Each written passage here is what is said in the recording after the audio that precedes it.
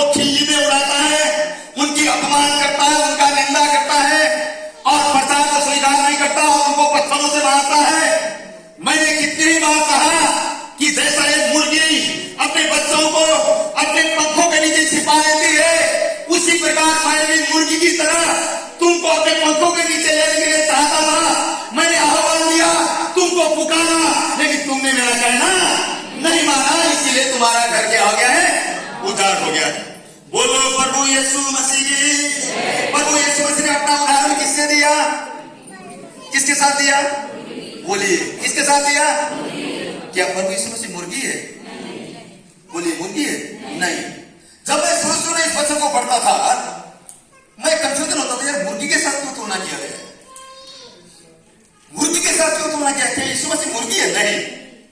लेकिन उन्होंने कहा जैसे मुर्गी अपने बच्चों को सेफ्टी देती है, सुरक्षा देती है, वैसे मैं भी तुम्हें सुरक्षा देना चाहता हूं। परमेश्वर का धन्यवाद हो। मैं एक दिन बैठकर उपवास के साथ प्रार्थना कर रहा था। मैंने रिसर्च किया, मैंने पता लगाया, मैं आपको कहना था तो संसार के अंदर सबसे ज्यादा अपने बच्चों को प्यार करने वाले पंछियों में से एक पंछी है मुर्गी। बोलो प्रभु यीशु मसीह की। पंछियों में सबसे ज्यादा अपने बच्चों को प्यार करने वाली कोई पंछी है तो उसका नाम क्या है? मुर्गी। बोलो प्रभु यीशु मसीह की। मुर्गी सीधा बच्चा देता या अंडा देता? फिर जोर से बोलिए ना, किसी को नींद तो नहीं आ रहा है ना? ठीक है। एक मुर्गी पहले बच्चे देने से पहले क्या देती है? अंडे देती है। ठीक है। अब ये अंडे देने के बाद ये कम से कम भी 21 दिन से लेकर 25 दिन तक उनको बच्चे निकालने का प्रक्रिया में बैठती है। उसको अपने पंखों से ढककर उनको गर्माहट देती है। उसको हिंदी में कहते हैं सेना, सेती है, वो उसको गर्माहट देती है। और 21 दिन से लेकर 25 दिन के बीच में वो अंडे पड़ते हैं, उसमें से बच्चे निकलते हैं। ऐसा होता है। और मैं आपको कहना चाहूंगा, ये मुर्गी जब अंडों को सेने के लिए बैठी, बच्चे देने की प्रक्रिया में बैठी है, ठीक है, कोरल में बैठा है, ऐसे मुर्गी के नजदीक जाओगे तो क्या होगा? बोलो, जोर से बोलो ना। ऐसे मुर्गी के नजदीक जाओगे तो चोट मार के छक। क्यों? क्योंकि वो अपने बच्चों को अपने जान से भी ज्यादा प्यार। तुम भैंस का बछड़ा लेने जाओगे तो भैंस नहीं काटेगा। गाय का बच्चा लेना जाओगे तो गाय आपको मारने वाली नहीं है। सूअर का बच्चा ले जाओगे तो कुछ नहीं बोलेगा। दूसरे पंछी क्योंकि मुर्गी अपने बच्चों को जान से भी ज्यादा प्रेम करता। उसी प्रकार से यीशु भी मुझसे प्यार करता है। वो मुझसे और आपसे प्यार करता, वो उसी प्रकार से प्यार करता जैसे मुर्गी अपने बच्चों को प्यार करती है। हालेलुया। मेरे प्रिय, उत्साहित हो जाइए, खुश हो जाइए, क्योंकि उसने हमें अनाथ नहीं छोड़ा है। हालेलुया। चाहे विपत्तियां कितनी मच जाए, चाहे समस्याएं जितनी मच जाए, चाहे जितना मर्जी कठिनाई क्यों ना आ जाए, लेकिन हमारा परमेश्वर अपने पंखों के नीचे हमें लेने के लिए तैयार है। लेकिन क्या हम उसकी आवाज को सुनकर उसके पंखों के नीचे आएंगे? हालेलुया। बोलो प्रभु यीशु मसीह की। अब मान लीजिए उस मुर्गी ने 25 दिन तक उन अंडों को अपने नीचे फरों के नीचे रखकर उनको सेता गया। उसके बाद 22 या 25 दिन के अंदर आवाज आती,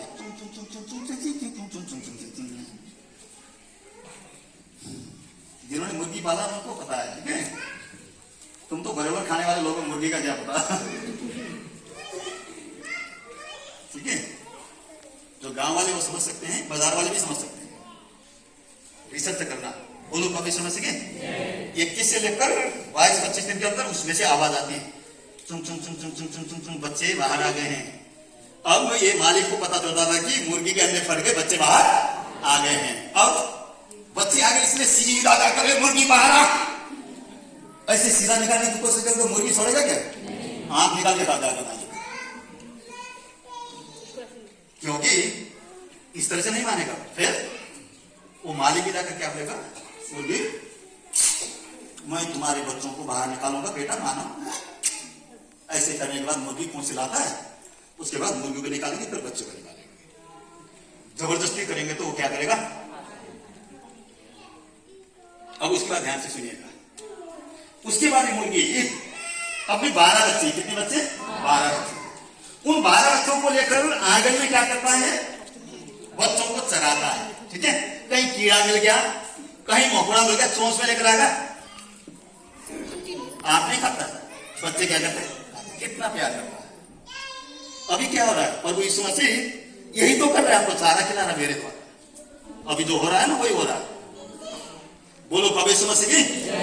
वो खुद नहीं खाता, लेकिन लाकर चोंच से ऐसे हिलाएगा, सारे बच्चे आगे खाएंगे, उसको संतुष्टि वैसे हो जाएगी, चलो मेरे बच्चों ने खा लिया। और ये मुर्गी के बच्चों के सबसे बड़े दुश्मन कौन है जानते हैं? कौवा भी है, ठीक है। कौवा भी बिल्कुल नया तो कौवा भी उठा ले जाएगा। इसलिए मुर्गी जब तक बच्चे छोटे होते हैं ना, छोड़ता नहीं है, नजदीक में रहता है, और इसकी आंखें हमेशा ऊपर रहती है, कहीं दुश्मन आकर मेरे बच्चे को उठा के न ले जाए। अब सुनिएगा, एक मुर्गी अपने बच्चों को है ना चरा रही है, अचानक से दूर से चील आ गया। क्या आ गया? चील आ गया। क्या करने? बच्चों का शिकार करने। वो ऊपर से देख कर आ रहा है बच्चे के ऊपर। उसके बाद ये मां क्या करती है पता है आपको? पंख फैलाती है और बोलते, बच्चों जल्दी आ जाओ, जल्दी आ जाओ, देखो दुश्मन आ रहा है, उठा के ले जाएगा, जल्दी आ जाओ नानी बाबू, खेती करो, जल्दी आओ। सारे मुर्गी के बच्चे क्या करते हैं? आते हैं, और मां ढकती है। चील आता है, मां का एक बाल भी हिला नहीं सकता, चला जाता है खाली हाथ। वो बच्चे वहां पे सुरक्षित रहते हैं। भजन संहिता यही कहता है मेरे प्रियो, जो लोग ईमानदारी से प्रभु के पंखों के नीचे हैं, उनके सामने महामारी आने वाली नहीं है। तेरे निकट 1000, तेरे बाएं तरफ 10,000 गिरेंगे, महामारी से मरेंगे, लेकिन वो महामारी तेरे घर तक आने वाली नहीं है। भजन संहिता ऐसा ही कहता है। बोलो प्रभु यीशु मसीह की। खुशी मनाएगी। कोरोना वायरस महामारी फैल रही है क्योंकि यीशु मसीह की भविष्यवाणी पूरा हो रहा है। हालेलुया। और ये जो मुर्गी अपने बच्चों को पंखे के नीचे रखती है, चील आता है और खाली हाथ चला जाता है। ऐसा ही खुदा ने कई बार हमारे साथ किया है। हम दुख तो उठाते लेकिन मरते नहीं है। दुख उठाते मरते नहीं है। पिछले साल सुनो ताजी बात, पिछले साल पाठशाला में आए थे इधर, और एक दिन सुबह मैं उनको घुमाने लेके जा रहा था। कहां पे? चिड़ियाघर में। चिड़ियाघर कौन सी जगह है वो? क्या नाम था उसका? सचबीर। हाँ, वहां पे लगा पास्टर, मैं आपको चिड़ियाघर में ले जाऊंगा। मेरे मम्मी पापा भी थे। उन्होंने बोला बहुत खुश होता है मेरा बेटा, है ना, उत्साहित हो जाता है। मैंने बोला यस होता हूं, है ना। उनको लेकर जाने वाला था पास्टर को और पास्टर जी को। और सुबह सुबह मैं अपने बाथरूम में गया जल्दबाजी में, और फटाफट नहाकर बाहर निकलता था।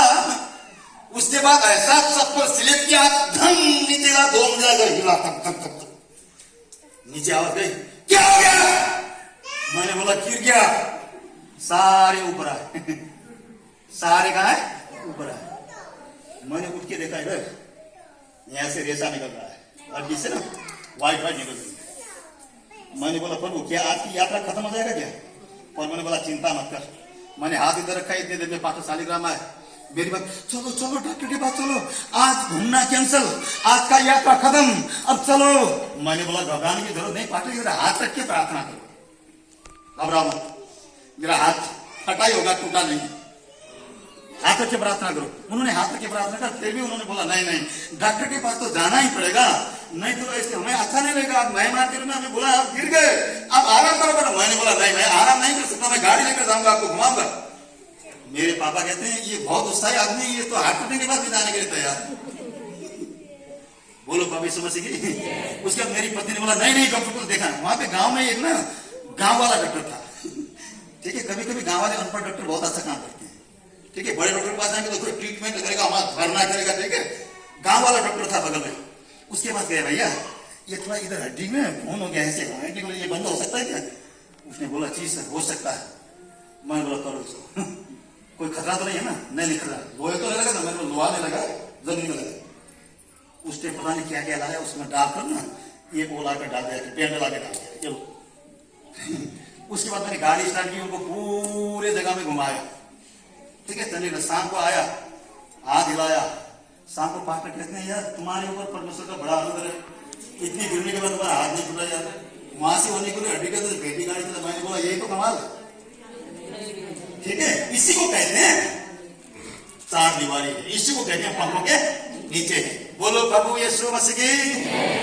ऐसा आपके साथ भी हुआ होगा, धूप तो उठाते लेकिन मरते नहीं है, क्योंकि जब तक टाइम आएगा खुदा मरने नहीं देगा। बोलो प्रभु यीशु मसीह की। हाँ, तो पिछले शनिवार को मैं पिंजौर में एक चर्च में प्रचार करने गया और उस पास्टर ने बोला आपको नॉन स्टॉप 2 घंटा प्रचार करना है। मैंने बोला यार ये कहाँ का काम है नॉन स्टॉप 2 घंटा यार? नहीं आप 2 घंटा कर सकते हैं, करिए। मैंने बोला मुझे आधे घंटे में टॉयलेट लगती है यार, तुम 2 घंटे बोल रहे हो। फिर भी मैंने उनके उसको स्वीकार किया और मैं गया और जाकर प्रचार शुरू किया तो लोग उत्साहित हो गए, सुनते सुनते मेरे मुंह में देखते रहे और मैं भी करते करते करते करते लगभग 2 घंटा निकल ही गया। और जब प्रचार कर चुका तब होश आया कि मेरा प्रेशर इतना ज्यादा बढ़ा हो कि मुझे भागना पड़ रहा। जब तक प्रचार करो तब तक करो, जब प्रचार खत्म हो गया लोग प्रेयर कराने हैं, मुझे प्रेशर उधर से आ गया, बाप रे बाप, है ना। आप लोग समझ सकते हैं मेरे दर्द, है ना। अगर 5,000 रुपए देना हो तो भी देकर हम उसको निकालने की कोशिश करेंगे, क्योंकि इतना मुश्किल है उसको रोकना। मैंने बोला थोड़ी देर में आऊंगा। मैं पास्टर टॉयलेट की तरफ गया छत में, थोड़ी थोड़ी बारिश हो गई थी। मैं फटाफट गया चप्पल लेकर और बाथरूम के अंदर जा रहा था, वहां पर फिर गिरा, नीचे गिरा। अगर ये बचते ना ये छूट जाता, खुदा ने सुरक्षा दे दिया। ये अगर टॉयलेट में बोलते हैं छूट जाता, ये नीचे आ गया जमीन के अंदर, सीधा आया। उसके बाद मैंने बोला प्रभु टूट गया क्या? ऐसे पकड़ा देखा, ऐसे लाया, टूटा नहीं था। मैं खड़ा हुआ, दर्द बहुत दर्द। फिर मैंने सारी जो प्रेशर बनी थी निकाली। उसके बाद थोड़ी देर प्रार्थना किया, प्रभु उस सेवक के सामने ऐसा बोलूंगा तो यार वो फिर डॉक्टर के पास लेकर जाएगा, उसके लिए दुख हो जाएगा। प्रभु मेरे मुंह को चुप रखना। मैं गया, दर्द ज्यादा हो रहा था लेकिन जाकर कुर्सी में बैठ गया।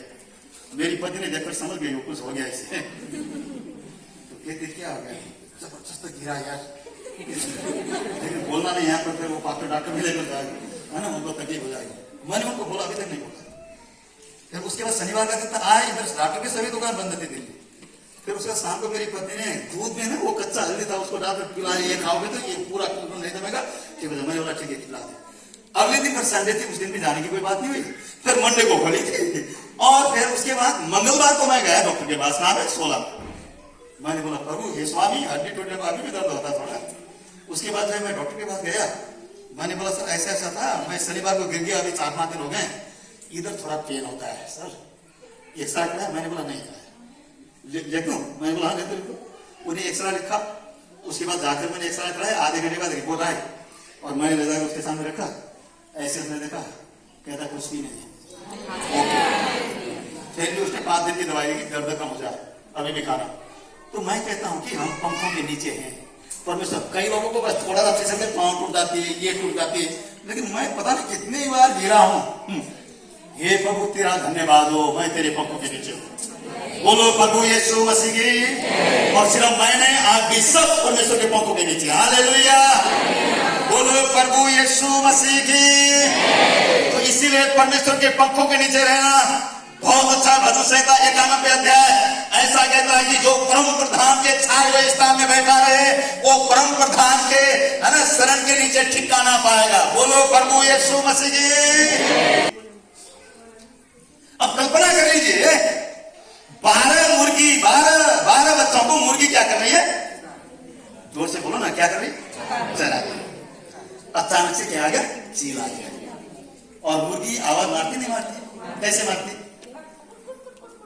हाँ देखा, आंटी को पता ना मुर्गी पालन, जिन्होंने मुर्गी पालन कर, इसका मतलब क्या? जल्दी आ जाओ, जल्दी आ जाओ। बोलो प्रभु यीशु मसीह की। ठीक है, सुनो ध्यान से, सुनो। चील आ गया और मुर्गी ने आवाज मारी, बच्चों जल्दी आओ, जल्दी जल्दी। पंख खोल लिया। 11 बच्चे आ गए। कितने आ गए? एक मुर्गी का बच्चा थोड़ा घमंडी था, है ना। एक मुर्गी का बच्चा थोड़ा सा क्या था?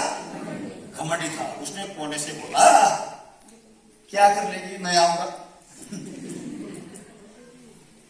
क्या कर लेगी? नहीं आऊंगा, हमेशा तेरे पंखों के नीचे रहो, अब मैं बड़ा हूं, कुछ नहीं होता मुझे। बोलो प्रभु यीशु मसीह की। एक मुर्गी के बच्चे ने पंगा ले लिया, है ना। क्या कर लेगी? कुछ विश्वासी भी ऐसे ही है ना, है ना। आप तो नहीं है लेकिन कुछ है। नहीं गाऊंगा चर्च में क्या कर लेगा पास्टर, नहीं दूंगा 10 मास क्या कर लेगा, क्या कर लेगा, आज बाइबल नहीं पढ़ूंगा क्या हो जाएगा। ऐसे लोगों के ऊपर शैतान का ज्यादा अटैक आता है।